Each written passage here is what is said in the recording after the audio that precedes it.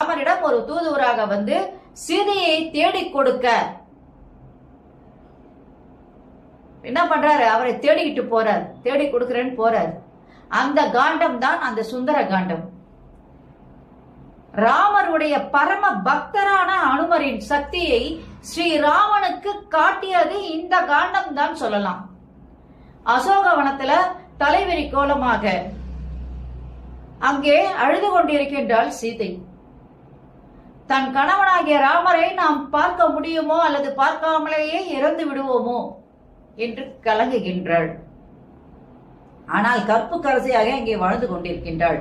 அவள் பக்கத்துல கூட அந்த ராவணனால வர முடியல. ஏன்னா அவளுடைய கற்பு வந்து என்ன பண்ணுதாங்க, ஒரு நெருப்பாக மாறுகிறது. அவன் பக்கத்துல கூட நெருங்க முடியல. நெருப்பு சுத்தி என்ன பண்ணுது, அவளுக்கு ஒரு வட்ட வளையமாக இருந்து அவளை காப்பாற்றி கொண்டிருக்கிறது.